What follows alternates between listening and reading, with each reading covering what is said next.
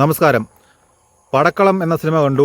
മനു സ്വരാജ് സംവിധാനം ചെയ്ത ഷറഫുദ്ദീൻ, സുരാജ് വെഞ്ഞാറമൂട് എന്നിവരെ കേന്ദ്ര കഥാപാത്രങ്ങൾ എടുത്തിയ സിനിമ വളരെ ഫണ്ണായിട്ടുള്ളൊരു മൂവിയായിട്ടാണ് എനിക്ക് തോന്നിയിട്ടുള്ളത്. വളരെ യുണീക്കായിട്ടുള്ളൊരു ത്രെഡാണ് സിനിമയുടെ.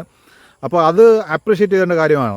ഈ സിനിമയുടെ സ്റ്റോറിയിൽ കുറച്ച് പാരനോർമൽ ആയിട്ടുള്ള ആക്ടിവിറ്റീസ് വരുന്നുണ്ട്. ഈ പാരനോർമൽ ആയിട്ടുള്ള സംഭവങ്ങൾ നമ്മളുമായിട്ട് കണക്റ്റ് ആയിക്കഴിഞ്ഞാൽ കണ്ടിരിക്കാനായിട്ട് ഭയങ്കര രസമാണ്. അതിലൊരു പരിധി വരെ ഈ സിനിമ വിജയിച്ചിട്ടുണ്ട്. ഇതിൻ്റെ സ്ക്രിപ്റ്റ് റൈറ്ററും ഡയറക്ടറും വിജയിച്ചിട്ടുണ്ട്. പൂർണ്ണമായിട്ടും വിജയിച്ചിട്ടുണ്ട് എന്ന് പറയാതിരിക്കാൻ ഞാൻ കാരണം, ഇതിനകത്ത് ഷറഫുദ്ദീൻ്റെ ക്യാരക്ടറിൻ്റെ സ്വഭാവത്തിനകത്ത് കുറച്ച് വ്യക്തത ഈ സിനിമയ്ക്കകത്ത് ഇങ്ങനെ തന്നെ വരുത്തുന്നില്ല. അദ്ദേഹം എന്തുകൊണ്ട് അങ്ങനെ ആയി ഇതിനകത്തൊരു കൺവിൻസിങ് ആയിട്ടുള്ള ഒരു ആൻസർ ഇല്ല. ഒരു കോളേജ് ലൈഫിൻ്റെ പശ്ചാത്തലത്തിലാണ് സിനിമ കഥ പറഞ്ഞ് മുന്നോട്ട് പോകുന്നത്. പക്ഷേ ഇതിനകത്ത് മറ്റേ വാഴയ്ക്കകത്ത് കാണിക്കുന്ന പോലെ ഒരു ഈ പറയുന്ന ഡീപ്പായിട്ട് അതിലേക്ക് ഇറങ്ങി ചെന്നുകൊണ്ടുള്ള കഥ പറച്ചിലൊന്നുമില്ല.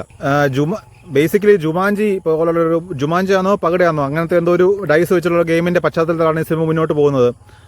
അപ്പോൾ അതിനകത്ത് എടുത്തു പറയേണ്ട